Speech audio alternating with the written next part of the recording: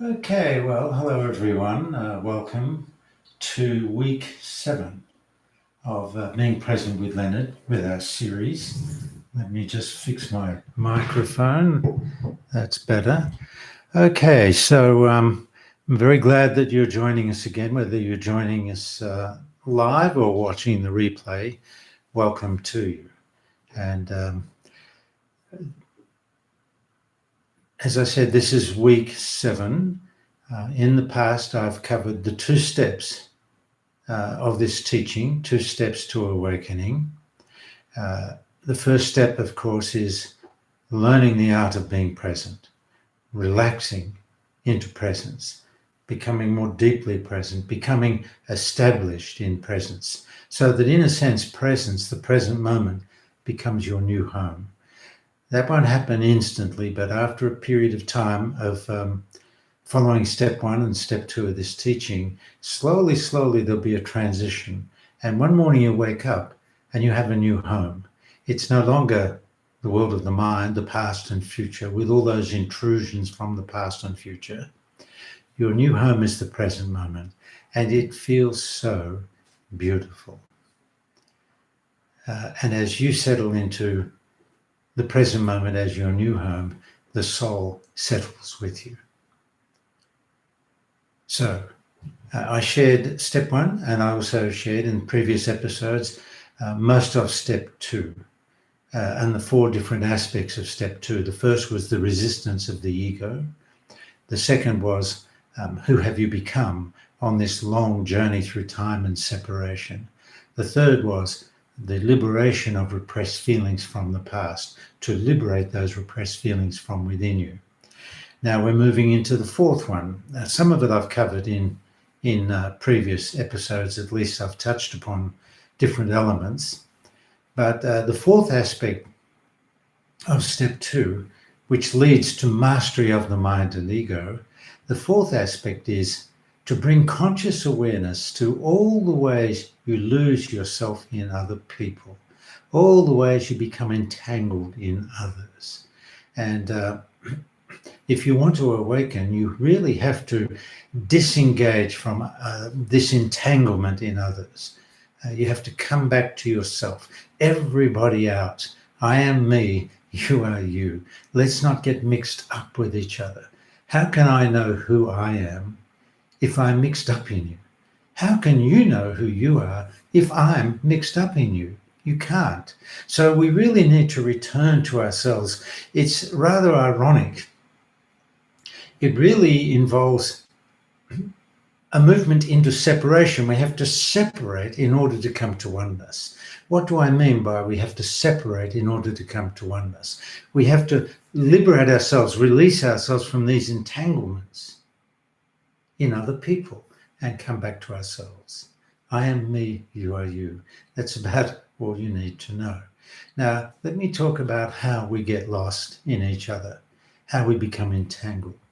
It all begins with the limiting beliefs, which I've spoken of in detail in previous meetings. So I don't need to go over that again, but as I said in previous episodes, when you were born, when you came out of your mother's womb, and also in your mother's womb, you were a very present little being. And all you needed was someone, your mother and father and others, to be very, very present with you. But they weren't. It's not their fault. They didn't know how. Nobody showed them how to be present.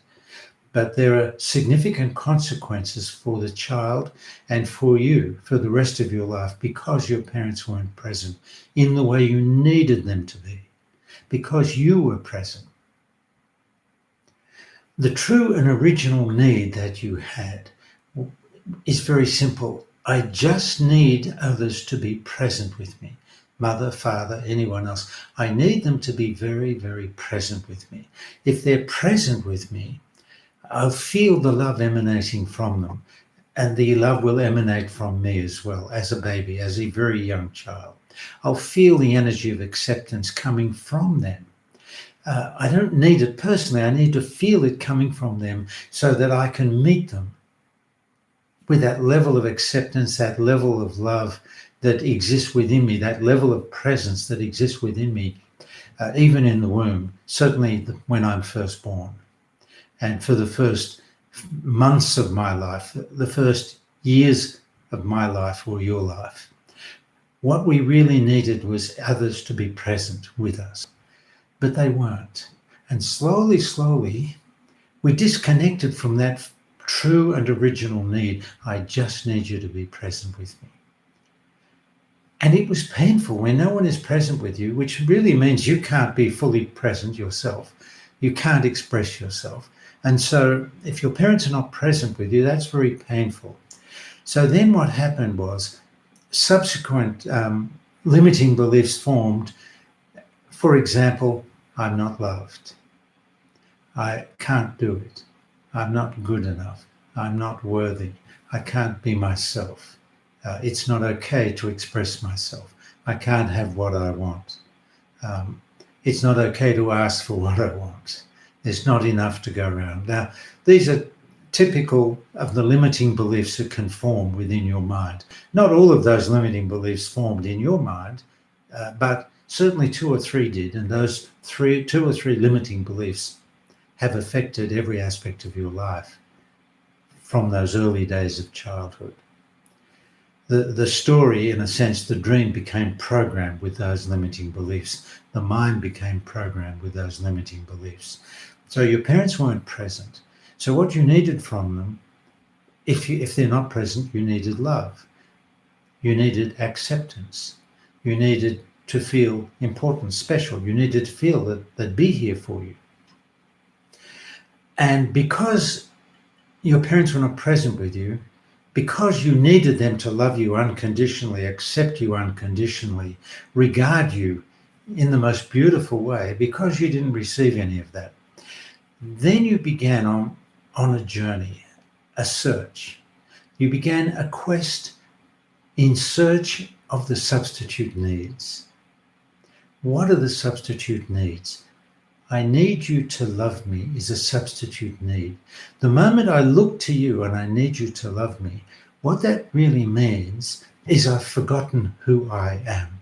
Because I'm not present, I've gotten caught in the dream, in the past, the future, in the story, in the world of the mind. I've gotten caught there. And in the dream, I'm not loved. That's one of my limiting beliefs. I'm not loved. And so because that's so painful, because I've completely forgotten the true and original need, I've disconnected from it, now I set about looking for love from others. Okay, I didn't get it from mother and father the way I needed it. Will you love me? If I impress you, will you love me? If I please you, will you love me? What do I have to do to get you to love me? But energetically, by my needing you to love me, I'm energetically moving away from myself. And I'm getting mixed up in you. It's the same if I need you to accept me, think I'm worthy, trying to prove how good I am. Energetically, in all of these situations, I'm energetically moving away from myself and getting mixed up in you. Now, there are problems associated with that. For example, if I'm looking to you to love me or accept me, I've given you all the power. If you love me, I feel good. If you don't, or you don't show me some sign that you love me or care about me or accept me, I collapse. I've given you all the power. Also, if I fear your rejection or I fear your judgment, again, it's a case of getting entangled in you. I'm entangled in you with my fear of your rejection, fear of your judgment. I'm getting mixed up in you. The truth is, you are a free being. You can love me or not love me. You can accept me or not accept me. You can judge me or not judge me. It's your choice. It has nothing to do with me. You see, if you love me, that actually has nothing to do with me. It's a statement about you. In this moment of you loving me, it just means you are the energy of love. If you accept me in this moment, your energy is very accepting. It has nothing to do with me. It just means you are in this moment in the energy and of the energy of acceptance. It's who you are in this moment. But similarly, if you hate me, that's got nothing to do with me. It's a statement about you. You're caught in the energy of hatred. You're projecting it onto me, but it still has nothing to do with me. You're the one in the energy of hatred, not me. It's the same if you judge me. If you judge me, you're the one caught in the energy of judgment.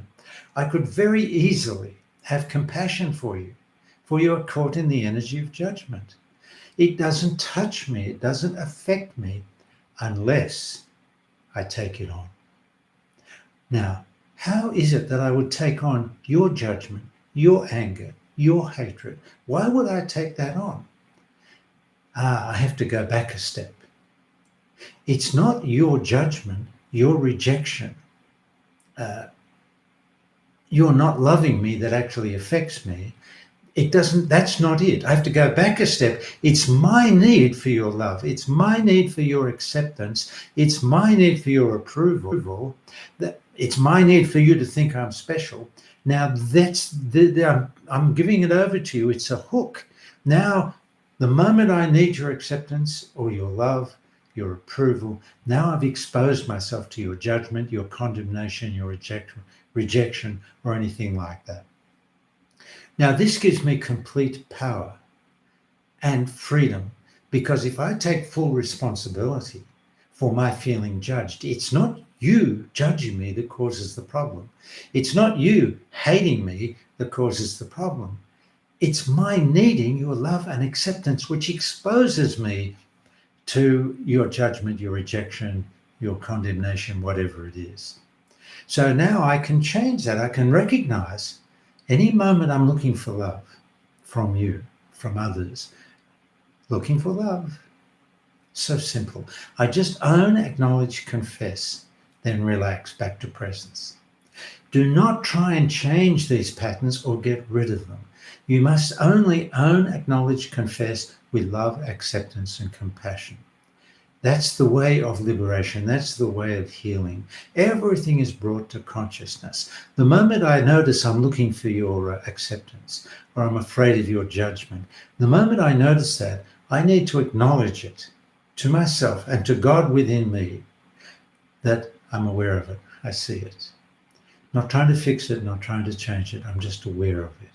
So we need to bring consciousness to all the ways we're pursuing these substitute needs. I need you to love me. I need you to accept me. I need you to think I'm special. If you love me, if you accept me, if you think I'm special, then you'll be here for me. Then I won't be alone. Then I won't die. That's kind of the story that we're all lost in. Our story begins at the very beginning of conception. I'm safe, I'm in my mother's womb, I feel the oneness, I'm connected. Wow, what happened? Now I'm separate. Now they're not present. I don't feel safe. It feels painful. I need them to be present. They're not. They don't know how to be. I better let go of that need and start pursuing other things that will make me feel safer. If you love me, I'll feel better about myself. I'll feel safer. I won't be so alone if you love me. If you accept me, same thing. If you approve of me, if you think I'm special, same thing. We get lost in the pursuit of these substitute needs. And all they really mean is we're caught in the dream, and in the dream we don't feel loved, accepted, or feel special. We feel like failures or whatever else those limiting beliefs might be. So we have to take a pause. First, presence. Then, as you become more and more present, you start to recognize these things as they arise within you. Oh, looking for love. Whoops. Oh, looking for acceptance. Thank you. It's so simple. Don't try and fix anything.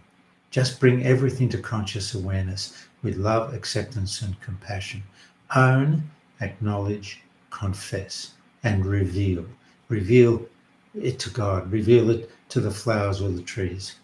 Don't reveal to unconscious humans. That's another story. So what has to happen is we start to slowly and gently release ourselves from the pursuit of these substitute needs, but we must return to the true and original need. The healthiest thing you can say to anyone is, please be present with me. spoken in a loving way, not a complaining way, not a judgmental way, just a simple request.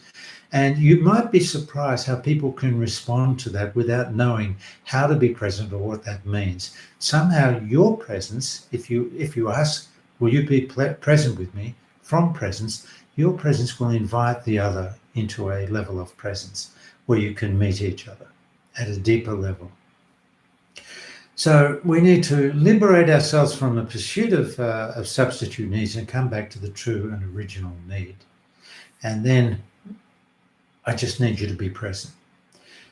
So that's one of the healthiest things you can say to anyone. I just need you to be present with me.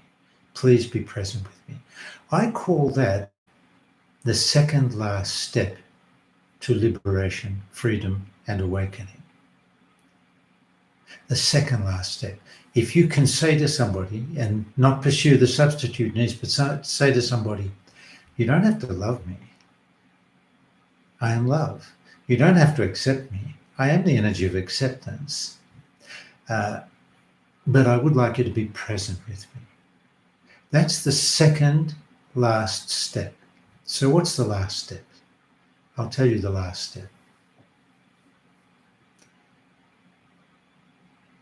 I would like you to be present with me, but I'm here, whether you're present or not. Now, who has the courage to embody that last statement? I'm here, whether you're present or not. I'm here, even if I'm the only one on planet Earth who is really here. I am here, and I will not abandon God, love, truth, and oneness because of this aloneness that I'm afraid of, this feeling of being separate that I'm afraid of. So I go racing into the dream, hoping to find someone there. Someone who will love me, accept me, make me feel more secure or safer or more confident about myself. All we do is we lose ourselves and go further and further into the dream. So folks, that pretty much has it. The step one of the teaching, presence. Step two of the teaching, the four aspects of step two: the resistance of the ego, who have you become, the repressed feelings, losing yourself in others, then come back to presence. It's like I'm giving you a roadmap to follow when you do get caught in the dream. We all need a roadmap, a way to acknowledge, witness the dream. What is the dream? To identify it, recognize it, and then very gently and gradually come out of the dream. But without rejecting the dream, judging the dream in any way. Okay, now I'm going to answer a couple of questions, at least one if I have time. This question is from Onerva from Finland. And Onerva writes, "Hi Leonard, I've been following your teaching for several years. When you talked about God's dilemma, I have a question for you. What about people's near-death experiences? Many of them have experienced being the one and all there is. Do we become enlightened when we die? What is the reason for that? These people have not been enlightened before their experience, and some have not even believed there is God. So who is aware then of itself? Thank you for your teachings. Love, Onerva from Finland." Well, first of all, I want to say that I love that question. And I don't think anyone has ever asked me that question in my 40 years of teaching, 40 plus years of teaching. And I'm really glad someone asked me that question. So I've also watched a number of those near-death experience videos on YouTube. And I have found them rather fascinating because the way they describe what happens to them after they leave the body is so close, so similar. The language, the feeling, the energy that they're describing, the whole experience that they're describing is so close energetically to the awakening experiences, the enlightenment experiences that I've been through. But I didn't die. I didn't have to die. This happened while I'm alive in physical form. And I can tell you it was probably more difficult than dying. It was a very difficult process to go through one of these awakenings. And I've been through numerous awakenings over the past 50 years or longer. Maybe I'm exaggerating, maybe 40 years. Now, this is very, very interesting because I had to really meditate on that, because it appears like when you leave the body, you meet God, you meet the oneness, you meet the light, maybe you meet Jesus. But that's completely inconsistent with what was revealed to me during my awakenings. What was revealed, and I'm not going to go into detail, I'll do that in a subsequent episode, but what was revealed to me during my awakenings and subsequently to those awakenings was that we're all souls on a journey over many, many lifetimes. And the whole point of each lifetime, each journey in each lifetime, is to recreate the story that the soul has been lost in for many, many lifetimes. Every lifetime, it's more or less the same story. Different faces, different names, but it's essentially the same story that we miraculously recreate every lifetime. We choose a mother and father who are perfect for our to reproduce and recreate that dream that we've been lost in for many lifetimes. We choose all the circumstances of our future life that we're going to incarnate into to give us the best chance of liberating ourselves from this dream. That's the whole point of our journey, is to liberate ourselves from the dream and awaken into the truth of love, the truth of oneness, the truth of God, exactly as they describe in the near-death experiences, and exactly as I experienced in all of my awakenings.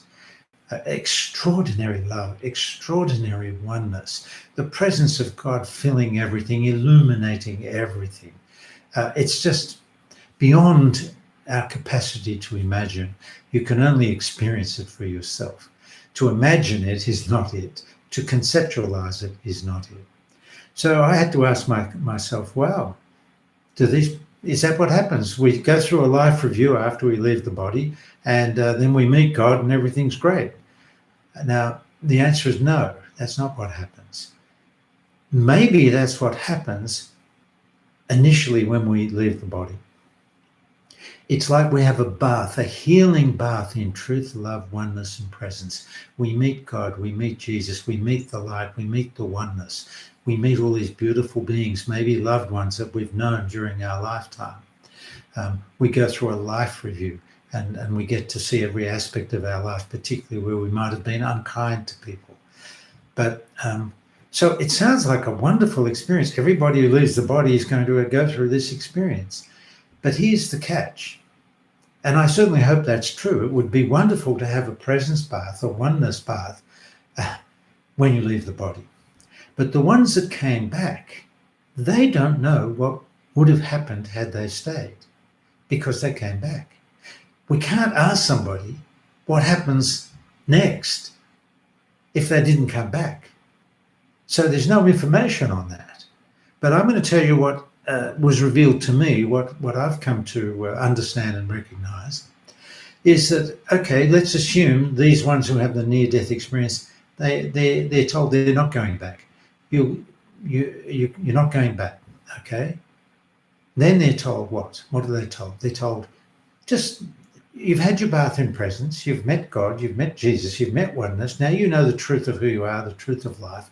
Now go down further down this corridor or this tunnel or whatever it is, take the third exit on the left. Now I'm only joking here, it's not literal, but take the third exit on the left.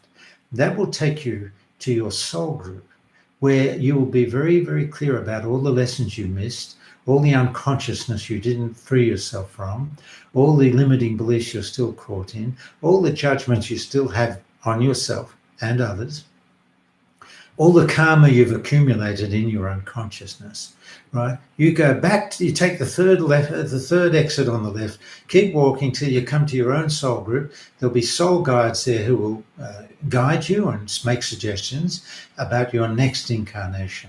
You'll write the script in for your next incarnation, and the whole point of writing the script is to give yourself the best opportunity of awakening from the dream and awakening into presence, truth, love, and oneness.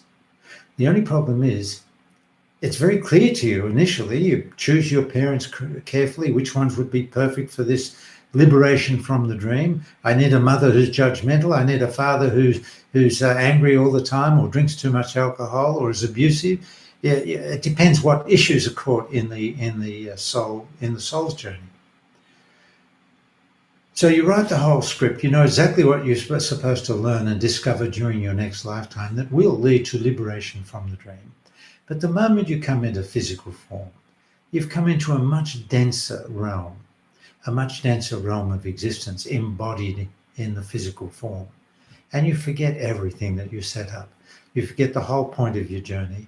You get lost in the dream like you did many lifetimes in a row, just lost in this painful dream of separation from God, separation from each other, separation from truth, separation from the truth of who you are. You just get more and more lost in the dream, and on it goes.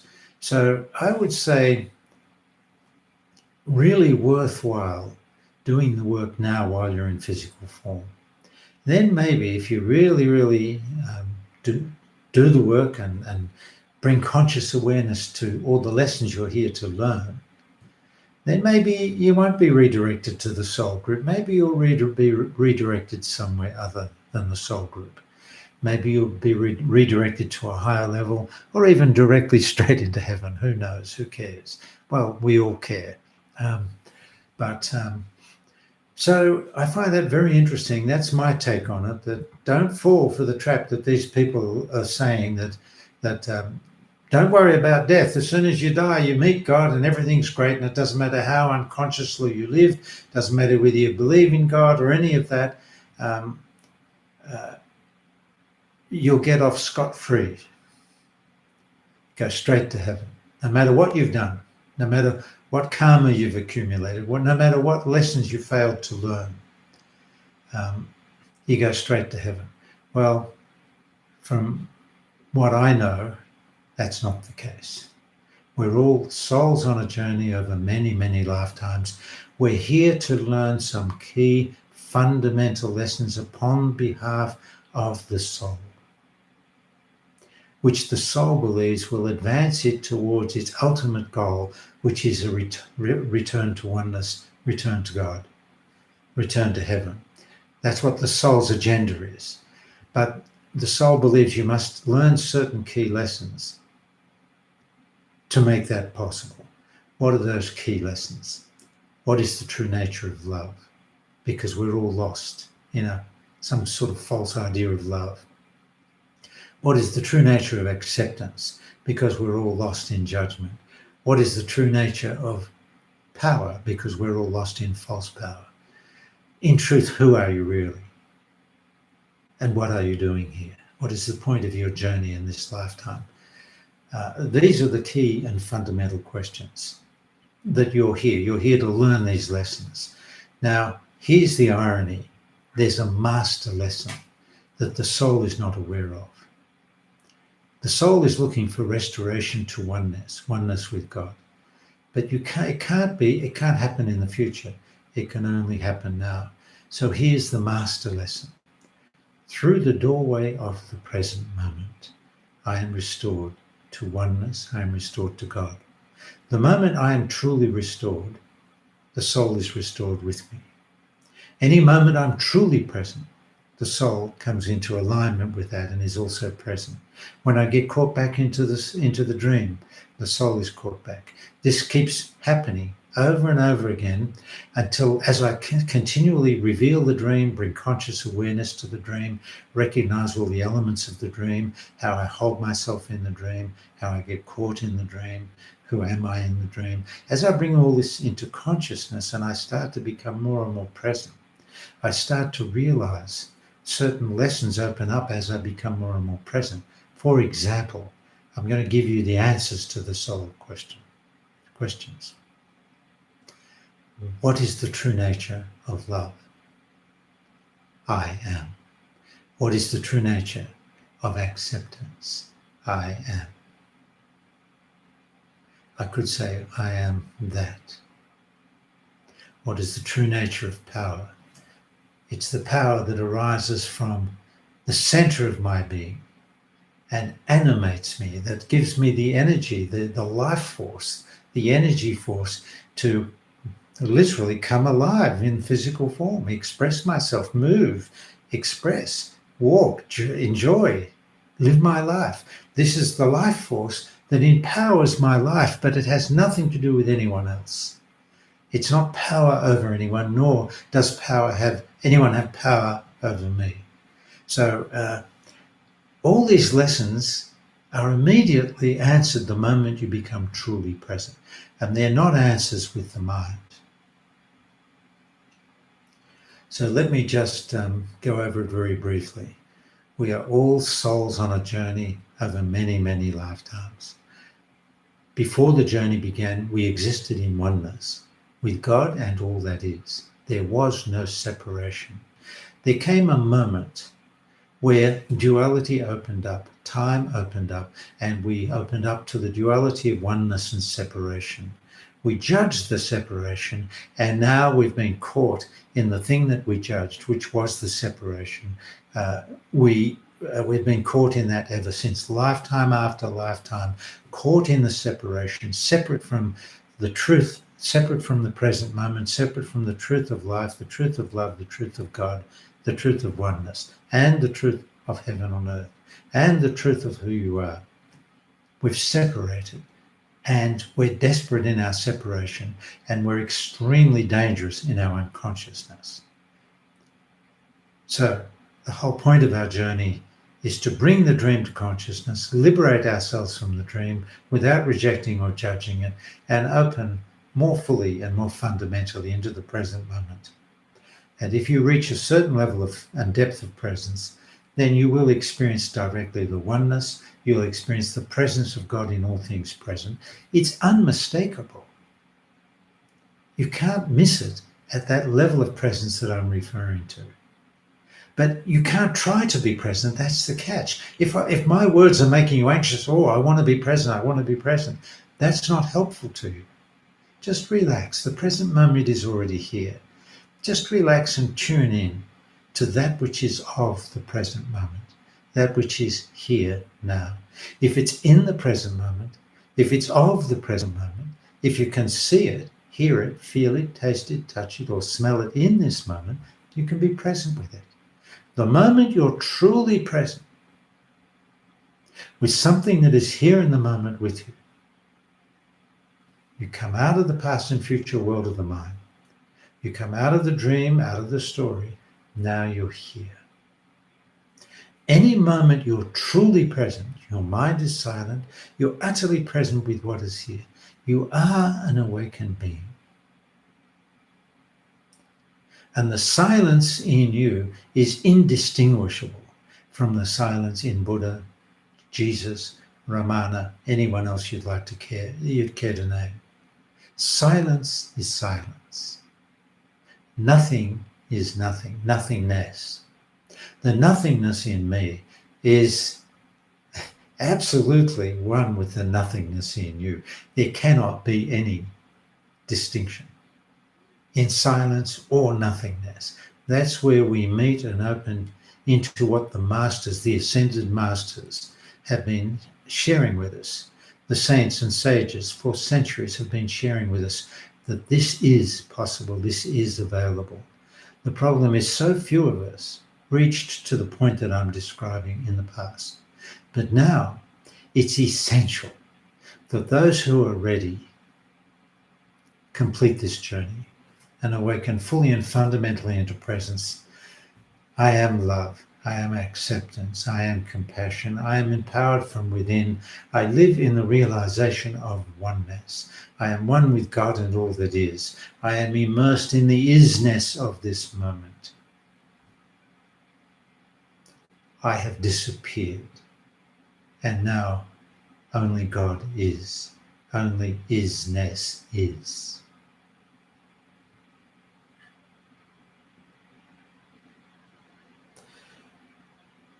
And then when it's appropriate, no problem, go back into the world of time, use your mind, think, Remember, imagine, plan, whatever you want to do. Tell jokes, have fun, play, be playful in the world of time. But the world of time is not the dream. There's a difference.